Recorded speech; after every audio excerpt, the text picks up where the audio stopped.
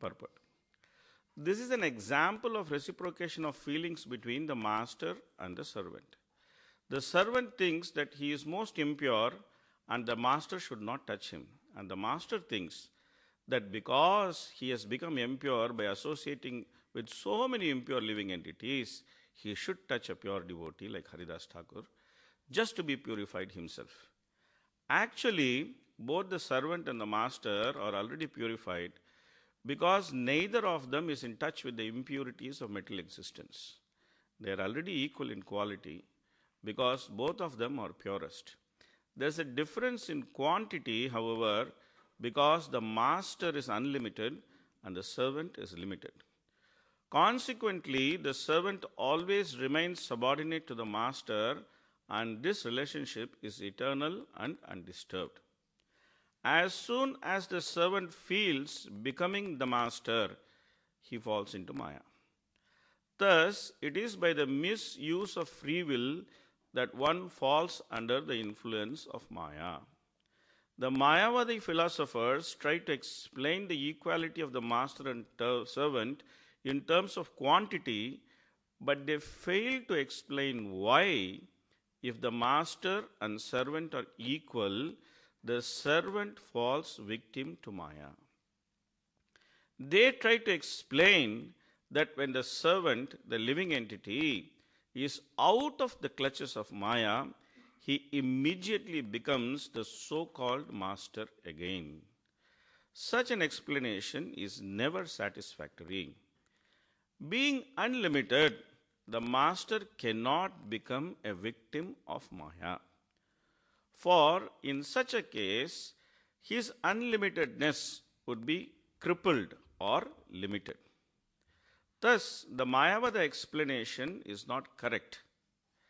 The fact is that the master is always the master and unlimited, and the servant, being limited, is sometimes curtailed by the influence of Maya.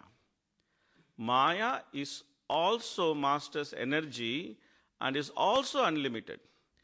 Therefore, the limited servant or the limited living entity is forced to remain under the master or his potency Maya.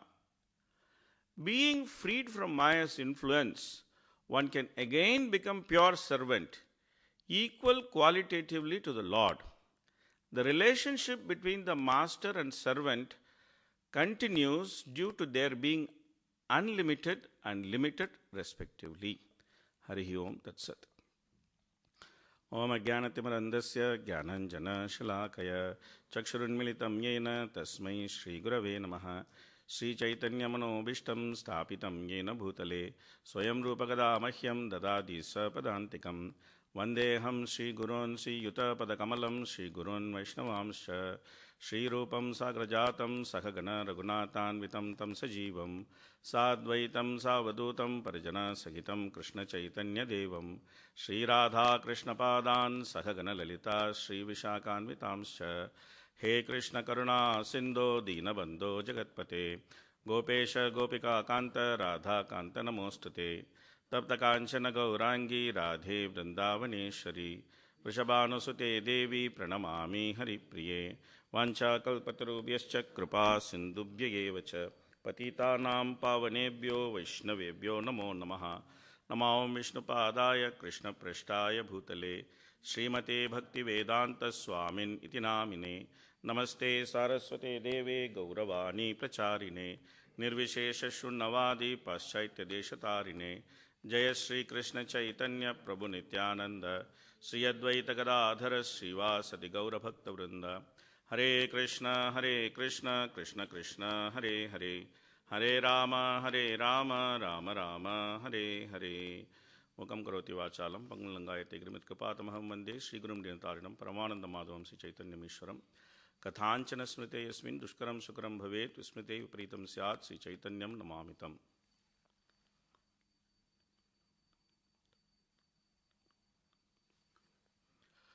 So this chapter is a very sweet chapter.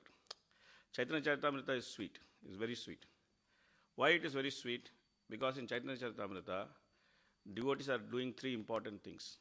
what they are doing? They are chanting, they are dancing, they are eating.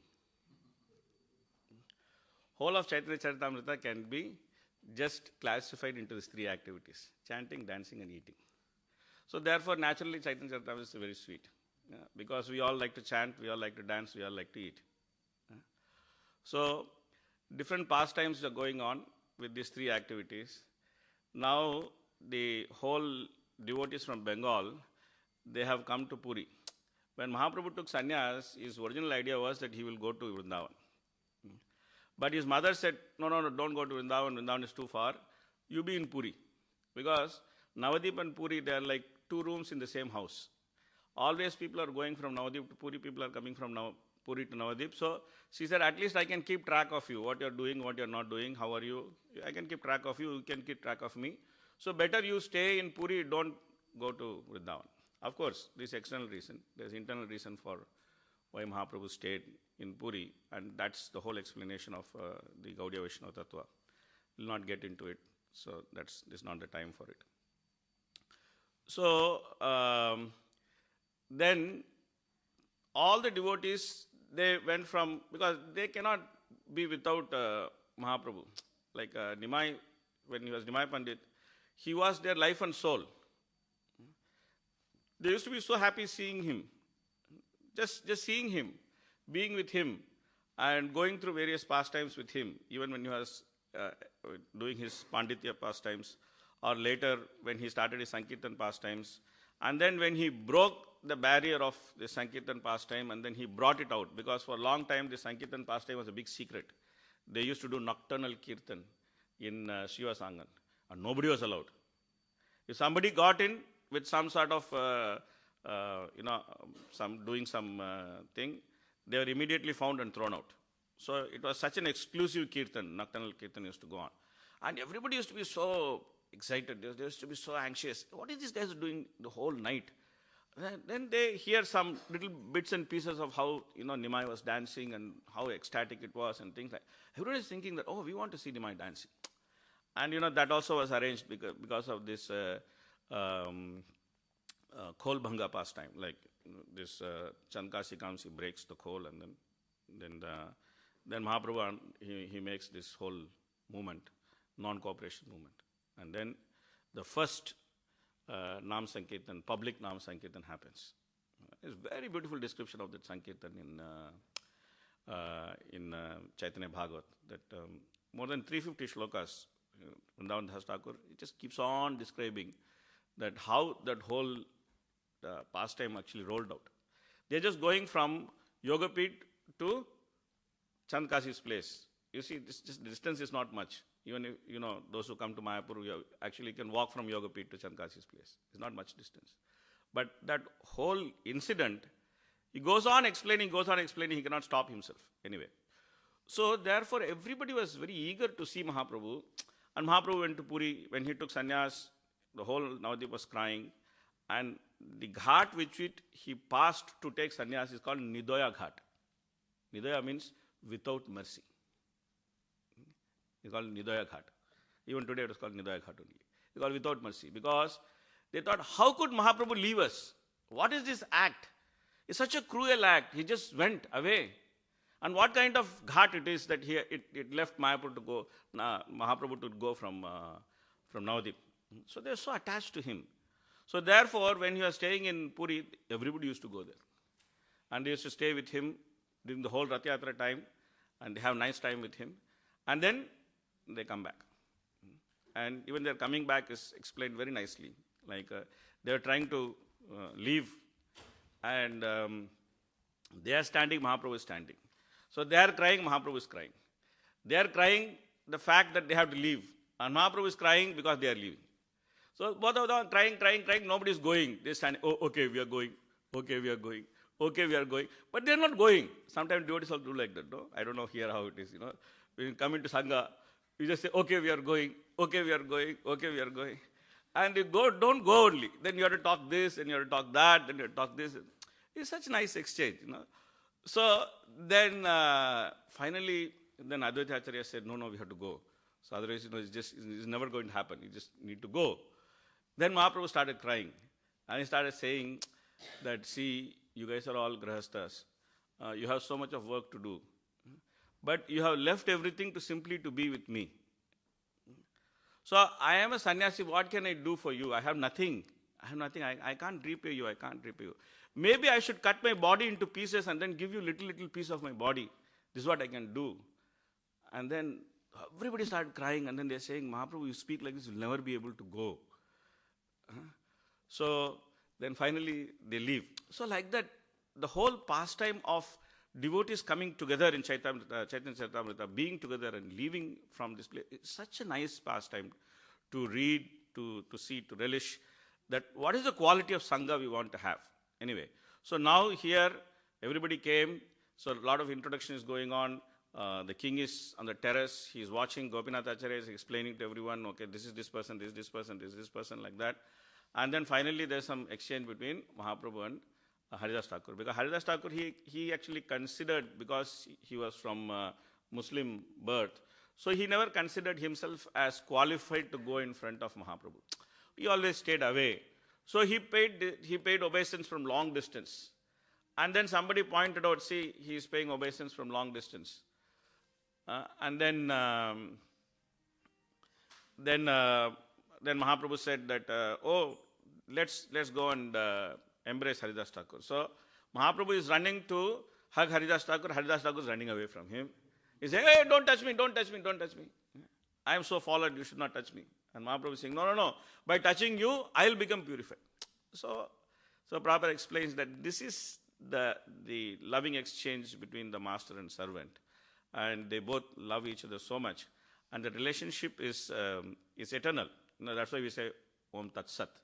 Like in 17th chapter Bhagavad Gita, is explained what it means, Om Tat Sat. Om means Krishna.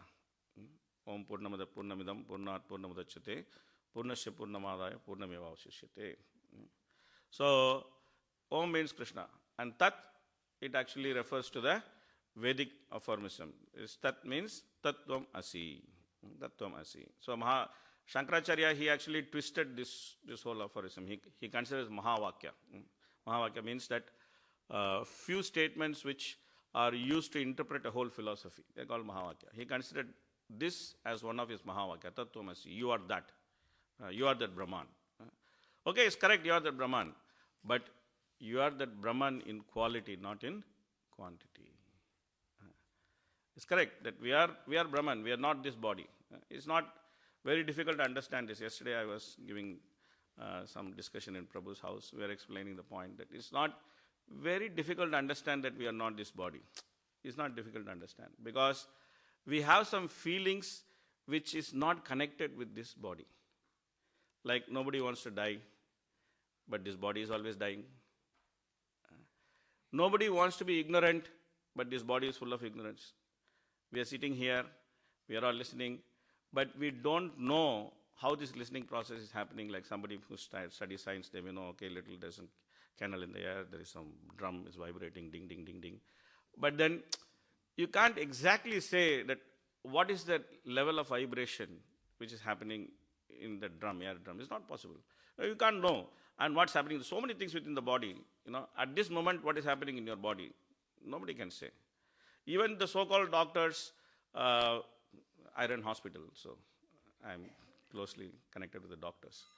So even the doctors, they say, in allopathy, there's one condition called idiopathic condition. Idiopathic condition means that you can't explain why that condition exists. Sometimes they say this is idiopathic. Idiopathic means we are idiots and he is pati. That's why it's called idiopathy. He is pati, he is the master and we are idiots. So why he has made it like this, nobody knows. So therefore you should call it as idiopathic condition. So this body is full of ignorance, but we don't want to be ignorant. And this body is always changing. The body is always changing. But we want permanence. We want something which is permanent. We don't want change. We want permanence. So what we aspire for and what this body delivers has got no connection. Therefore, we can never be this body. Otherwise, where this aspiration came from? It's a very simple point. It's not like some exotic philosophy. That where this aspiration came from, the aspiration came from a source which has those qualities. And what is that source? That source is Krishna himself. Ishvara Parama Krishna Sachidananda Vigraha Anadir Adir Govinda Sarva Karana Karanam. And then what came from that source has the same quality of that source. So because of that quality, we are also aspiring to have such a position. Otherwise, there is no basis for such aspiration. If we are this body, then we should be satisfied with what this body is providing. But we are not satisfied with what this body is providing. We are always troubled by this body. So therefore, it's very easy to understand that we are not this body. It's very easy to understand. Between the body and the soul, there is combination of oil and water. If you combine oil and water, what will happen? They'll nicely combine with each other. You will never be able to know which is oil, which is water. Is it like that? No. However you try to combine the oil and water, oil will remain separate, water will remain separate. This is the same thing with the soul and body. But we think we are this body. That is called Maya. Ritirtam yapratiyeta na pratiyeta chatmani tadvidyat atmano maya yata bhasho yata tamaha. Very simple explanation of what is Maya. Bhagavatam provides. Very, very simple explanation. That you cannot see something in connection with Krishna, that is called Maya. Because everything is connected to Krishna. Everything came from Krishna. So we should be able to see that connection between Krishna and whatever we see. So if we are not able to see, that's called Maya. Because when we don't see that connection with Krishna, then we try to connect it to ourselves. We think, okay, I can enjoy it. There is nobody's property. There is nobody's property. Because there is no connection with Krishna. So, therefore, this material world is full of anxiety. This whole anxiety business in this material world is because we are trying to see things without connection with Krishna. And then we are trying to enjoy them. This is called Maya. This is called Maya. So, when we do that, we are delivered with three things. What are the three things? Raga, Bhaya and Krodha. We are delivered with these three gifts. Maya delivers three gifts to us. The first gift is Raga. Raga means attachment. Because you see something, you get attached to it. Dhayato vishayan pumsaha sangasteshu vajayate. You see something, you think about it, you get attached to it. You see a phone, you think about it, and then you think, okay, this phone is very good. And then it becomes iPhone. I am phone, no? So it becomes iPhone. See, such a very clever branding. You see how modern world is working. That you want to be identified with the phone, not you want to be identified with the soul. So you have to be called as iPhone. So anyway, the whole point is that you get attached to it. This is the first gift Maya gives. You get attached to something which is not permanent. Then when you get attached to something which is not permanent, then you have to always be fearful. Because it is not permanent, it will go away. The very nature of non-permanence is that it has to be lost. So if it has to be lost, we have to be fearful when this will be lost. So the second gift Maya gives is fear, Bhaya. And the third gift Maya gives is Krodha. When it is lost, you have to become angry. Because you are enjoying it. Now it is lost. Now you have to become angry. Right? It's very logical. So therefore, life in Maya is filled with anxiety. What is the three anxiety? Raga, Bhaya and Krodha. And when you try to philosophize this anxiety, you become Mayavadi. Okay. These are Mayavadis. What are Mayavadis? Mayavadis are trying to understand Krishna with their experience.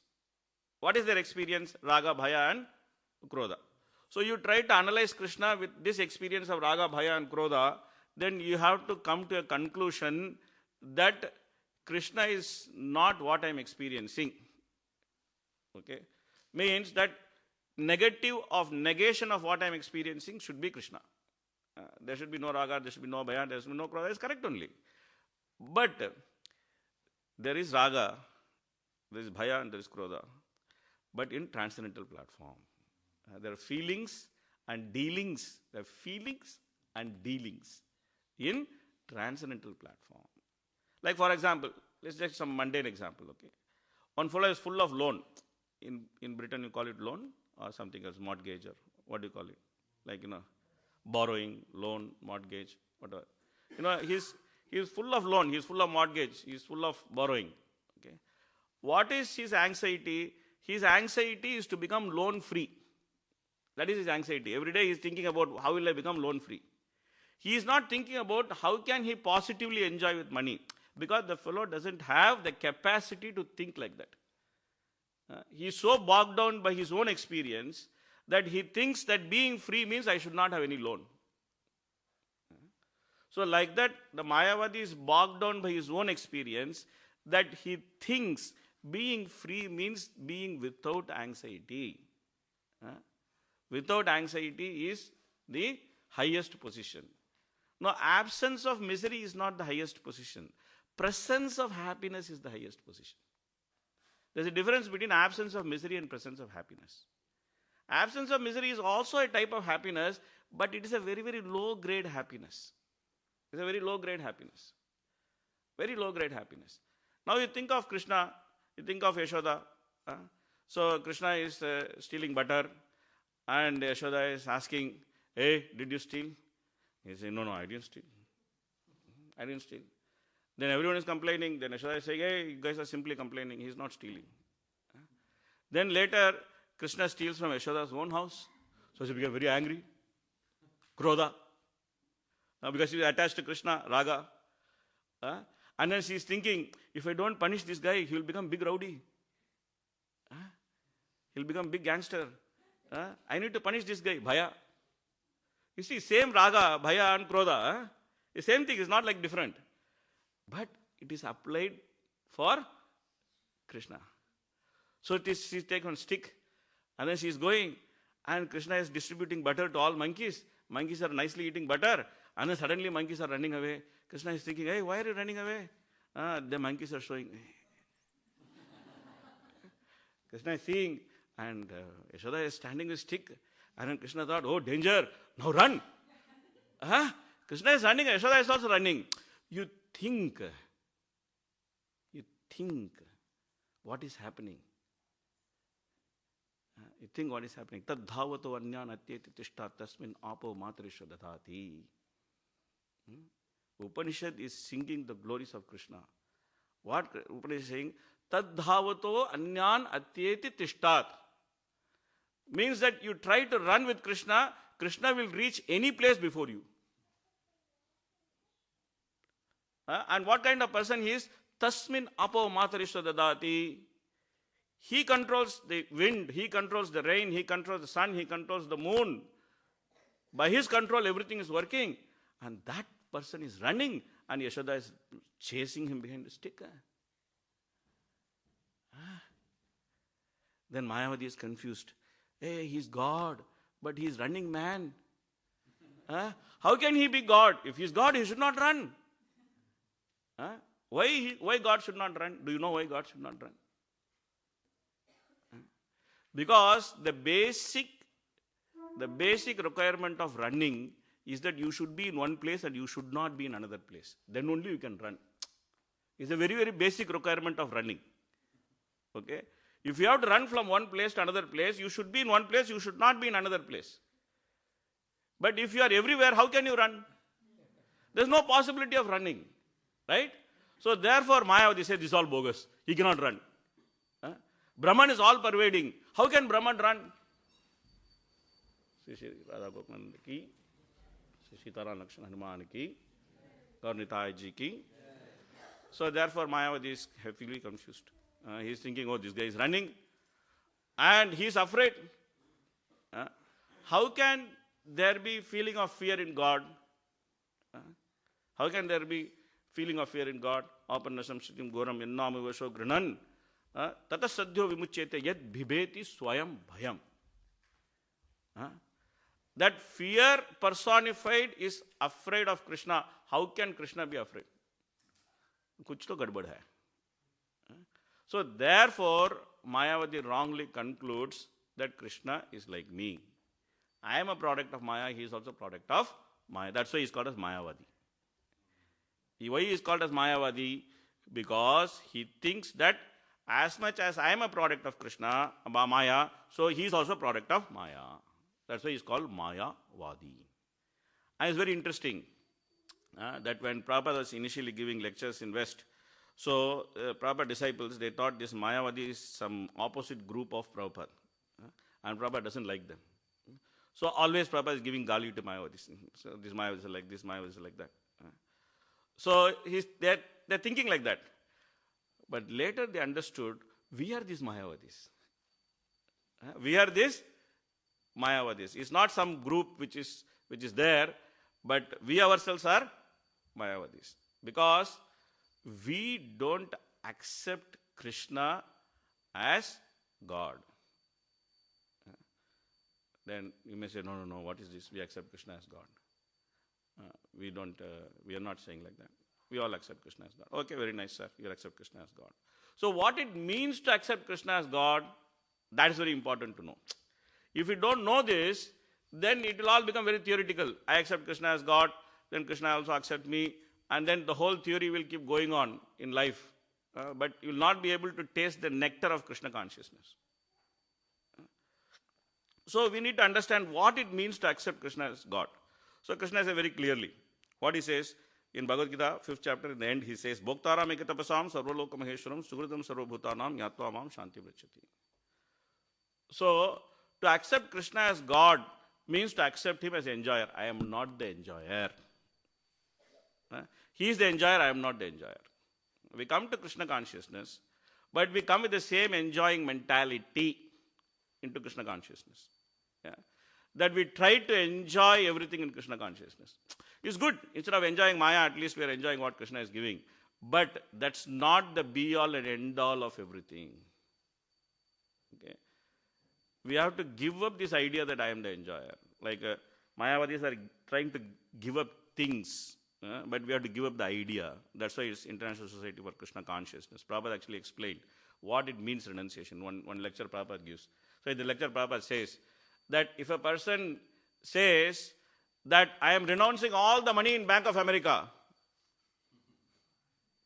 there's so much money in Bank of America, I am renouncing everything. That means what is this person? He's a madman. Because the money never belongs to him, how can you renounce it?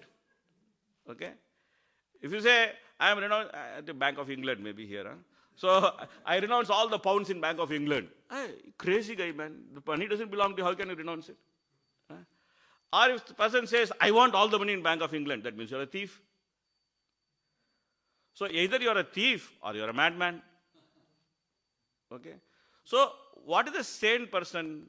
A sane person understands that I should neither be a thief nor be a madman. I have to give up this idea of enjoying. The consciousness that I am the enjoyer, this is what we should give up. This is called renunciation.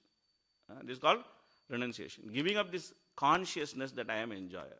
So when we come to Krishna consciousness, we should try to understand that I am not the enjoyer, Krishna is the enjoyer. I am being enjoyed. I am being enjoyed. I am offering myself for Krishna's enjoyment. So that's the first thing. The Bhoktaramikatapasam. Sarvaloka Maheshwaram means that who is the controller? Krishna is the controller. I am not the controller. Krishna controls everything. Krishna is the controller. So it means that we should be satisfied with what Krishna gives to us materially. It's very important for us. We should be satisfied. Whatever Krishna gives to us materially, we should be satisfied. It's okay, whatever Krishna is giving, I am happy with it. But it is not so easy. So Krishna gives 3-step formula how to become satisfied. Okay. First step Krishna says is first of all tolerate. Because we are intolerant to what Krishna gives us. Okay. That is our first defect. Krishna gives us something, we are intolerant to it. Either we want more or we want something different. So therefore we are always protesting to Krishna. Oh Krishna, why are you doing this to me? Why don't you do this to my neighbor? I am such a nice guy. So we are always protesting to Krishna. Why are you doing this to me, man? I am chanting 16 rounds. I am following 4 regulative principles. I have Guru also. Why are you troubling me? Go trouble somebody else. Whole population is there. 8 billion is there. So the whole point is that we should first of all tolerate. Okay, that's what Krishna says first. Matra spasha sukaunteya sidoshna sukadukkada Agama payino nitya stantitikshasa bharata. You please tolerate. Okay? It will go away. It will not stay. It will go away. We should learn to tolerate both happiness and distress. Now, tolerating distress is easy, but tolerating happiness is very difficult. People don't even know how do we need to tolerate happiness? People don't know this, that we need to tolerate happiness. Okay? Because when happiness comes, we get carried away too much. Oh, I am such a great guy, I am so happy. No, man, please tolerate, because it's also going to go away. Don't become too much carried away by happiness. Don't get too much carried away by distress. Tolerate. First step. Then second is become equipoised. That sukhadukke same krutva labha labho jaya jayo. Tatha yuddha yujjasa naivam papam apsyasi. So once you learn to tolerate, then you can learn to become equipoised. Okay. And once you learn to become equipoised, then you can be satisfied. Yadricha lapa santushto yena kenachit. Then this quality attracts Krishna. In 12th chapter is explained that how Krishna will fall in love with us. And one of the qualities which Krishna explains is that being satisfied with what comes on its own accord. It's very important. It's very important. Then we don't try to control. We are satisfied with what comes on its own accord. Okay, Krishna is giving this. And then we endeavor properly in Krishna consciousness. We should be dissatisfied with our Krishna consciousness. We should be satisfied with our material circumstance. Many times we do opposite. We are very satisfied with our Krishna consciousness. I am doing whatever I can do. This is the best I can do in the given circumstance.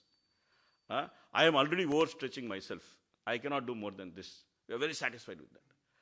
But when it comes to our career, when it comes to how much money we make, when it comes to how much we want to accumulate, what kind of family we have, we are very dissatisfied with that. Very dissatisfied. We want this better, we want that better, we want to have much better condition, maybe a bigger car, so many things. So it should be opposite. We should be satisfied with what comes on its own accord, and we should be dissatisfied with our Krishna consciousness. So this way we can give controlling mentality. And then well-wishing mentality. So we think that everything runs because of us. We have this feeling that, sometimes we have this feeling that, oh, this services run because of me. If I am not there, what will happen to these guys? They should realize that what I am contributing to the society. I am such an important contributor to the society. When I am not contributing, these guys will realize what it means, that what I have done. Okay? But we should actually understand that it's a privilege to serve ISKCON. It's a privilege. Your service is your privilege. It's a favor given to you. It's not the favor you are giving to Krishna. Krishna doesn't want anybody's service. He is Atmaram. He is very happy. And he has very nice servants. Chintamani Prakrasadmasu Kalparuksha Laksha Vrate Shushrabi Ravi Palayantam Lakshmi Sahasra Sata Sambhrama Sevyamanam. You see how the words Brahma is arranging. Lakshmi Sahasra Sata Sambhrama Sevyamanam. Hundreds of thousands of Lakshmi, with great eagerness they are standing. How can I serve you, Krishna, please? And then we think that, oh, my service is indispensable. You have to give up this well-wishing mentality, that I am the well-wisher. I am the patronizing mentality. We should give up that mentality. Because they are directly connected with Raga, Bhaya and Krodha. Enjoying mentality is connected with Raga, controlling mentality is connected with Bhaya, and well-wishing mentality is connected with Krodha. So this means that we are accepting Krishna. This means that we are accepting Krishna. That, okay, we have accepted Krishna as Supreme Personality of Godhead. I accept He is the enjoyer, I accept He is the controller, I accept He is the well-wisher. So then we can say that we are becoming free from Mayavadic influence. Then we can say that we are becoming free from Mayavadic influence. Otherwise, we will always tend to become victim of offenses. We may tend to see the deity as something material, made of marble. And we may deal with the deity like that. I was recently talking to a devotee, and he was actually saying one experience of one pujari. He was actually dressing the deity, and one day the deity came to the pujari's dream, and then the deity was very angry. And the deity also came in the temple president's dream. And the deity was very angry. And then the temple president asked the deity, "Why are you so angry?" Then the deity said that, this pujari, he is always pricking the pins on me. This guy doesn't understand that he is not supposed to prick the pins on me. So then the temple president became very afraid. Then he went and saw in the deity, when this pujari is dressing, he saw that pins are pricking the deity. Then he told the pujari, "Hey, please be careful, man. You are pricking Krishna. Don't do like this. You be very careful." So, deity is Krishna. In Sakshi Gopal pastime, deity is saying, "Hey, what you are asking me to come and give witness and all, I cannot move. I am deity, man. Don't you know? I cannot move. I am fixed in one place. Prana Pratishtha has been done for me. I am fixed. I cannot move." Then the devotee tells the deity, "If you can talk, you can also walk. Don't tell me story. Pratima nahi tumi sakshat Vrajendra Nandan. You are not some idol. You are Vrajendra Nandan. You are Krishna. So you better walk with me. You come and give witness." So this understanding that we are actually dealing with a person who likes and who doesn't, who has likes and dislikes. We think, oh, God means you should not have likes and dislikes. No. Krishna likes, Krishna also doesn't like. Krishna likes so many things. Krishna also doesn't like so many things. He has likes and dislikes. He has preferences. Krishna prefers. He prefers to deal with his devotees. He doesn't prefer to deal with Mayavadis. He prefers to deal with his devotees. Krishna has preferences. Krishna has likes. Krishna has dislikes. So to deal with him as a person who is supreme, to understand that he is the enjoyer, he is the controller, he is the well-wisher, this means that we are actually accepting Krishna as Supreme Personality of Godhead. And this is just 5th chapter Bhagavad Gita. And then we have 7th chapter, 8th chapter, 9th chapter, 10th chapter, all the way up to 18th chapter. So, therefore, the Mayavadis are carried away by their own conception of God, and they're trying to measure God with their own experience, which is the biggest mistake. The Lord is called as Adokshaja. Akshajam means that what is born out of Indriyas. Akshajam. Jam means born out. Aksha means eyes. You can measure something with the eye. This is called Akshajam. Adokshajam means that is beyond the measurement of senses. So if you try to understand Krishna with our senses, then we are going to fail. Rupa Goswami says that we will fail. Atashri Krishna Namadi na bhavet grahyam indriyehi. Sevan mukehi jivvadho swayam yeva sprutyataha. So then we do some service. That is Sat. Sadeva Saumya. That is the Sat Padartha. There is Om, which is Krishna. Then there is Tat, which is the qualitative oneness of Krishna and Jiva. And then there is Sat. The Sat is the eternality of the service, eternality of the master, and eternality of the servant. So, Seva, Sevya, and Sevaka. All the three are eternal. And that is the Sat Padartha. So, therefore, Om Tat Sat. That's why we say when we read scripture or when we try to finish some activity in Krishna consciousness, we say Om Tat Sat. Why? To remind ourselves that I am the servant. I am the servant. I am not the master. He is the master, I am the servant. and I have this wonderful opportunity to serve him. And this opportunity is the privilege which is bestowed upon me. So therefore, we learn to see service as a privilege. We learn to see service as a privilege. And when we learn to see that, then everything becomes very beautiful. Then Krishna consciousness becomes very joyful. Because you are actually training to be with Krishna. Actually, you are doing various things and you are training to be with Krishna. You are trying to see yourself in Krishna's pastimes. That's what Krishna says. Janma karma chame divyam yovam yo veti tatvataha tektva deham punarjanma na iti mameti suarjuna. Then we understand Krishna's pastimes are transcendental. And we also understand that I have a place in that pastime. And we try to unveil that place, try to understand what is that place. What is the way to understand it? Nitya Siddha Krishna Prema Sadhya Kabunai Shravanadi Suddha Chitte Korya Uday. That simply we try to hear Krishna's pastimes.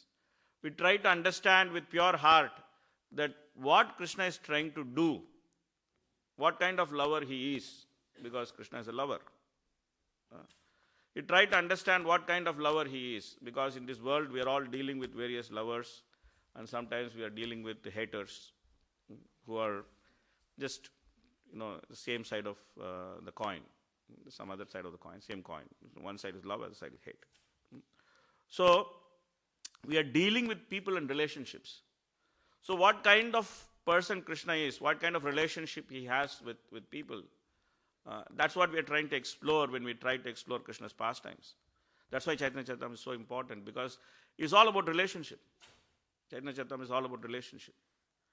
How to deal with devotees, how to deal in the Sangha of devotees. Like Krishna is saying, Saradhaman Parityaja Mamekam Sharanam Raja Aham Tam Sarvapapyabhyo Mokshayisami Masuchaha. Gone, finished.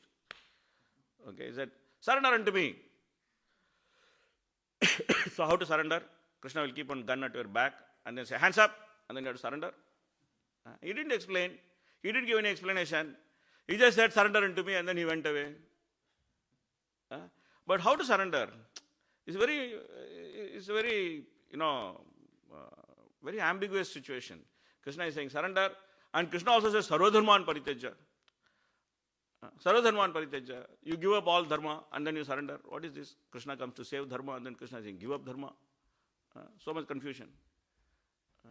So all that confusion is cleared in Bhagavatam. Bhagavatam actually explains what it means sarvadharman parityaja.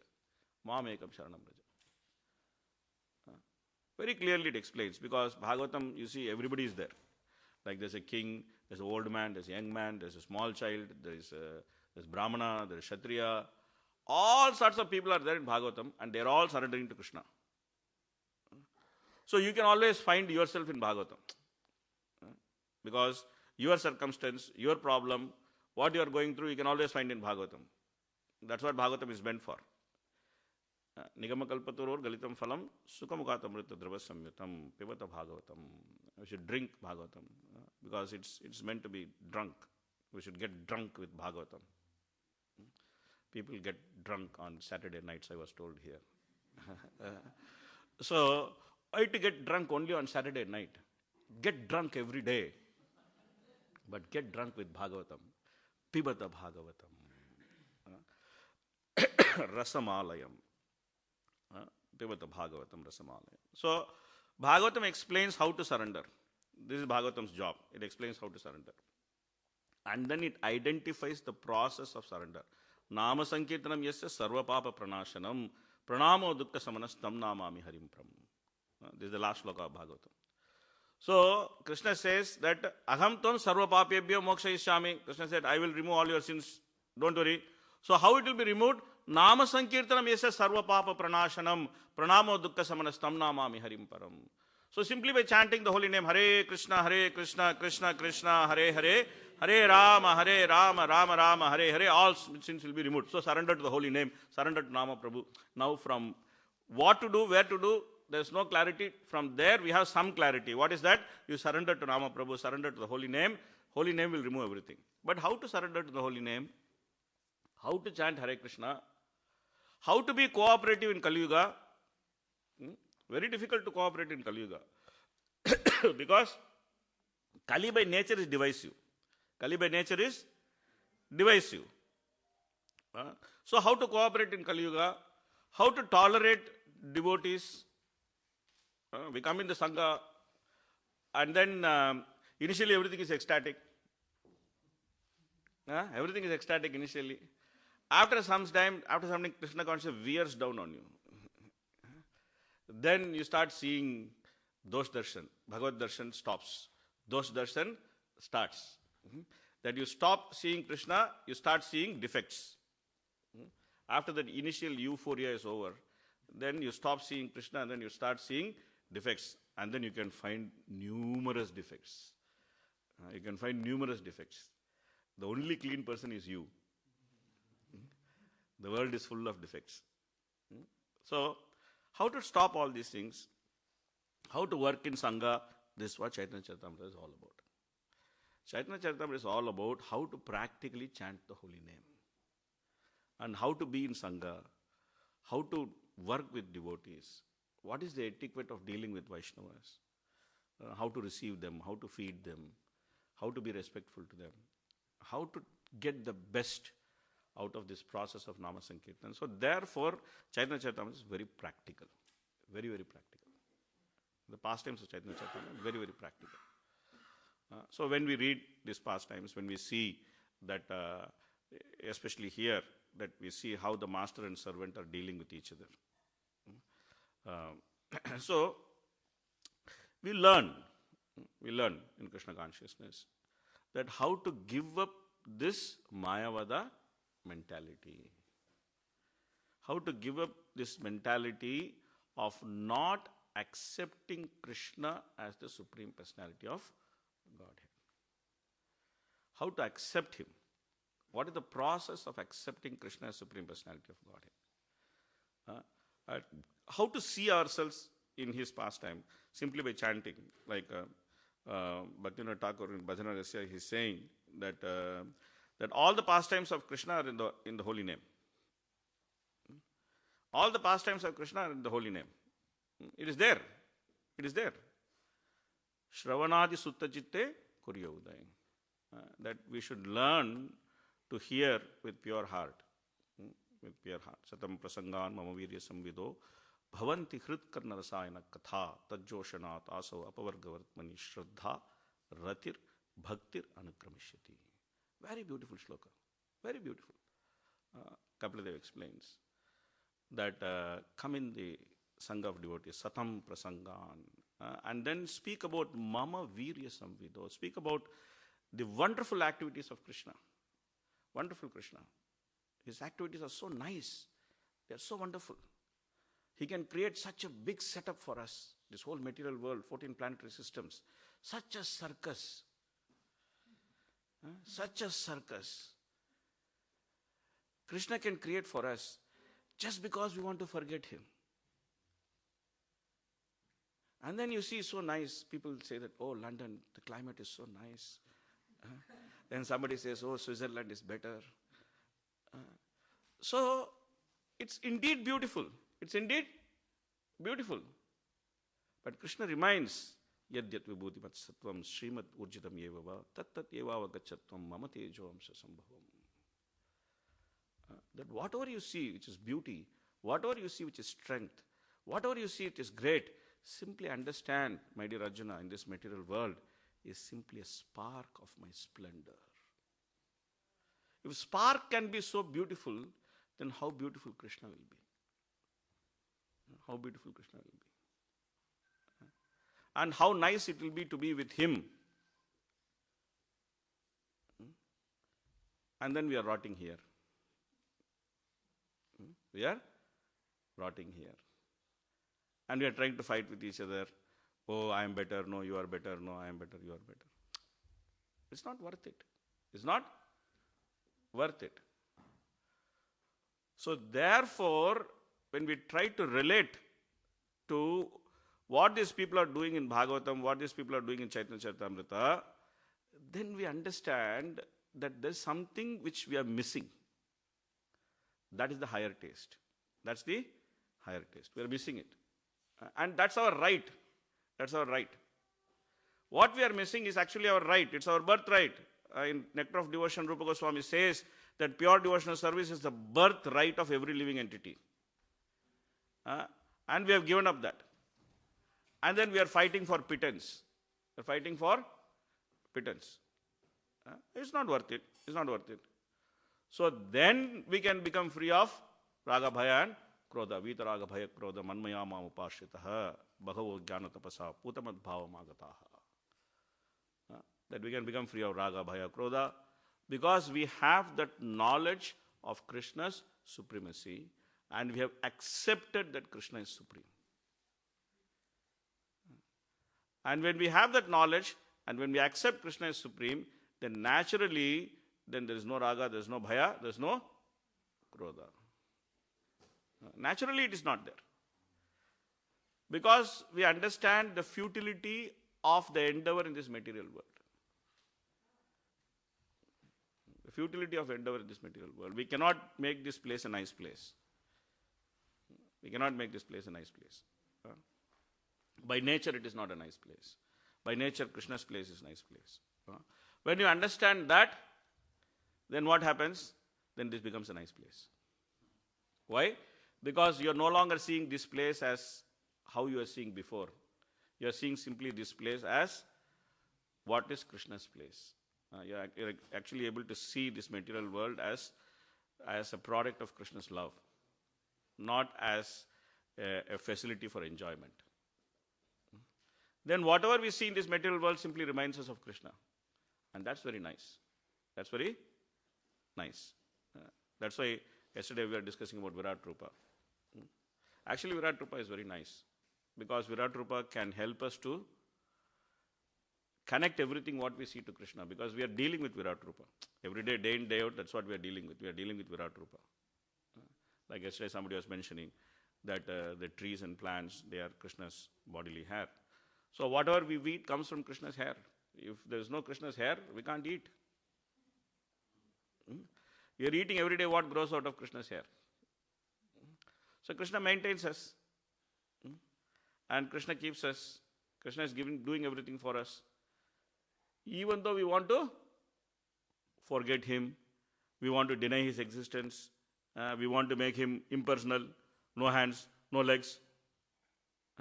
We want to do all that. But still Krishna maintains. Krishna maintains Mayavadis, Krishna maintains atheists, Krishna maintains devotees also.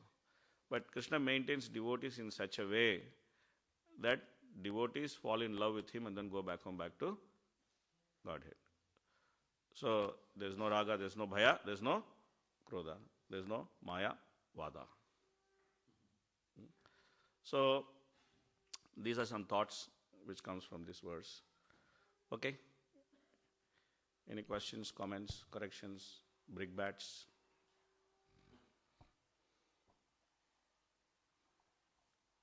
Yes, Prabhuji. In the beginning of the lecture, you said that the Maya. Yeah. About Maya, that which is not connected to Krishna is Maya. Yes, I didn't say it. But just point. I didn't say it. Krishna himself said it. So sometimes we have to be careful because we are not saying these things. Krishna is saying this. Yeah. Yeah, okay. But Maya is already connected with Krishna because it is the part of Krishna. Correct. It's a very nice question. Yeah. See, it's not that Maya is not connected with Krishna. Maya is connected with Krishna. Krishna is saying that Daivihi Yasha Gunamayi Mama Maya Dhuratyaya. This is my Maya. He is very proudly saying that, this is my Maya. Hey, don't take it so simply. This is my Maya. Dhuratyaya, very difficult to conquer. So, but it's not that Maya is not connected with Krishna. Our vision is not connected with Krishna. That's true. Like for example, there's a gulab jamun, right? So you can look at the gulab jamun in different ways. Like, how does a Vikarmi look at gulab jamun? Okay, Vikarmi means a sinful person. How does he look at gulab jamun? Forget whether it's sin or piety. Just earn some money and then get gulab jamun and eat. If you have to steal, it's okay. Beg, borrow, steal, but eat gulab jamun. Don't worry about what is piety, what is impiety. How does a karmi see gulab jamun? He understands this is an object of enjoyment, but I should earn money by pious means to take it, and I should eat it, and before eating I should give it to the demigods. This way I can go to Swarga, I can eat lots of gulab jamun in Swarga. So he has gulab jamun eating program in Swarga. Okay. So therefore he acts piously. Same gulab jamun. Okay. How does a jnani look at gulab jamun? The jnani looks at gulab jamun. He sees gulab jamun is there. He sees syrup is there. He sees gulab jamun is floating in the syrup. And gulab jamun looks very nice. Then he starts saying, neti, neti, neti. Not this, not this, not this. This gulab jamun is a product of Maya. This sugar is a product of Maya. This floating is a product of Maya. My seeing is a product of Maya. My eating is a product of Maya. I am not this gulab jamun. Gulab jamun is not me. Everything is Maya. I should become Brahman. He has big problem with gulab jamun. He has big problem with gulab jamun. He's so afraid of gulab jamun. But still he has to eat it because he likes it. But he cannot eat it because it is Maya. So now his eternal dilemma of how to deal with this material world. So his life is miserable. That's why Krishna says that klesho dikatatas tesham avyakta asakta chetasam avyakta hi gatir dukkham. The fellow cannot even eat a gulab jamun. Avyakta hi gatir dukkham dehavabdirvapyate.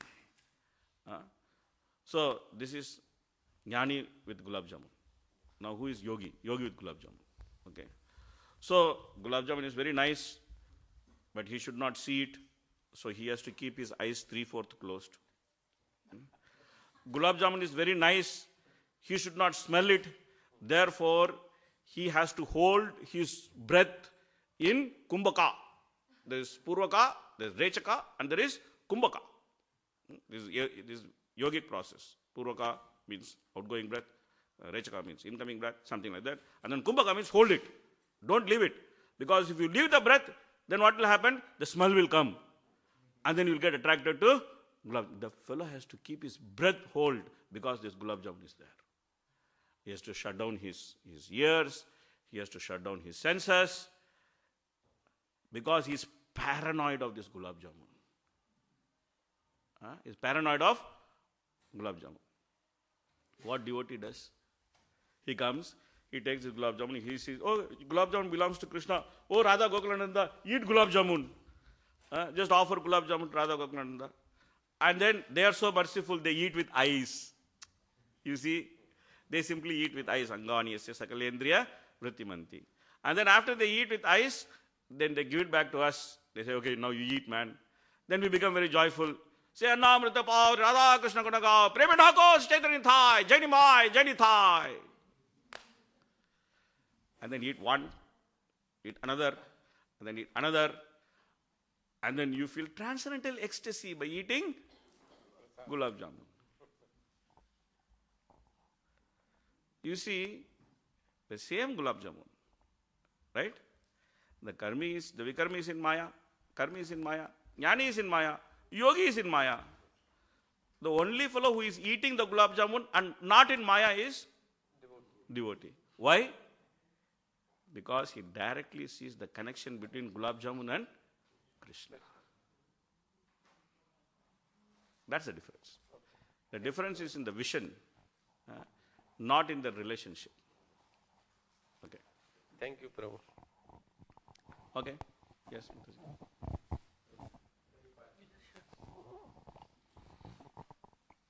Hare Krishna, Prabhu. Thank you for the wonderful class. You mentioned the point that we should be dissatisfied with our advancement in Krishna consciousness, but satisfied with our material life. And as a young person, I find it really difficult to strike that balance because sometimes the seniors advise that we should try and persevere in material life so that we can become stable to then practice spiritual life. See, it's not that, see, we have to understand that the Krishna consciousness is not inactivity. Right? This is something very important to understand. That Arjuna did not want to fight the war. Krishna spoke the whole Bhagavad Gita so that Arjuna should fight the war. Right? It's not that Krishna spoke Bhagavad Gita to Arjuna, okay, go sit at home, don't do anything. That's not the idea. Okay? Sitting at home and not doing anything is not the idea. What it means that we should be satisfied with what comes on its own accord means that Krishna says very clearly in the beginning of Bhagavad Gita itself. Okay, he says that karmanyevadikaraste ma phaleshu kadachana ma karma phalaheturbur mate sangosta karmani. Very simple, clear, straightforward instruction. That you have the responsibility to do your duty. You have a body, you have to maintain it. In order to maintain that body, you have to do certain duty. You have the responsibility to do it. Okay? You should not try to give up that responsibility prematurely. Okay? You should carry out your responsibility. But you should carry out your responsibility in such a way that you are able to please Krishna with that responsibility. Okay? I'll give a simple example. Suppose you have to cook. Okay, I am like an eating person, so all my example is related to eating. So suppose you have to cook. Okay, you are cooking for yourself, or you are cooking for the person whom you love. So when will you cook better? Will you cook better when you are cooking for yourself, or will you cook better when you are cooking for the person whom you love? Please tell me. Yeah. So now you want to love Krishna, right? So naturally, whatever you want to offer to Krishna, you will do it best, no? Whether it is your academics or whether it is your career or whatever it is, you will try to do your best because you are doing it not for yourself, you are doing it to please Krishna. You understand that?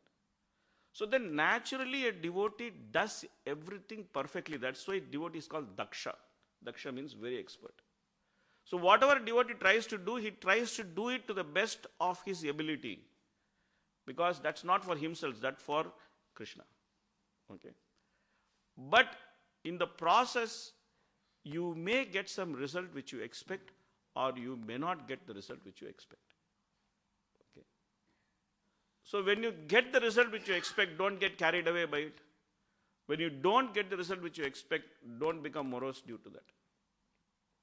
Sukha dukke same kritva labha labhav jaya jaya. Okay. So this means accepting what comes in its own accord. Doesn't mean that you don't do anything. Okay. You do what you are meant to do. Whatever is your duty. Okay. You do it what you are meant to do and do it at the right time. Right? And where you get your duty from? You get your duty from Shastra. Krishna explains in 3rd chapter Bhagavad Gita, Annat bhavanti bhutani parjanyat anna sambhavaha yajñat bhavati parjanyo yajña karma samudbhavam karma brahmodbhavam vidhi. What you are supposed to do and what you are not supposed to do, you learn from Shastra. Okay, not from hearing from some person, other person, not from hearing from society, or not by popular opinion, not by democratic vote. You simply understand what you have to do and what you should not do by understanding Shastra. And for us, Shastra means Prabhupada books. Okay. So you simply understand what you have to do and what you should not do by reading Prabhupada books. You read Prabhupada books, you get convinced yourself that this is what I am supposed to do, this is what I am not supposed to do. Because that is the only difference between devotee and demon. In 17th chapter Bhagavad Gita, Krishna explains who is devotee, who is demon. He gives only one difference between devotee and demon. What is that difference? Devotee understands what should be done and what should not be done from Shastra. Demon does whatever he wants because according to his convenience, sometime he accepts Shastra, sometime he doesn't accept Shastra. So you try to understand what I am supposed to do, what you are not supposed to do by reading Prabhupada books. You be convinced and then you try to follow it to the best of your ability. Right? Then we are doing good. Does that answer your question? Okay. Anybody else?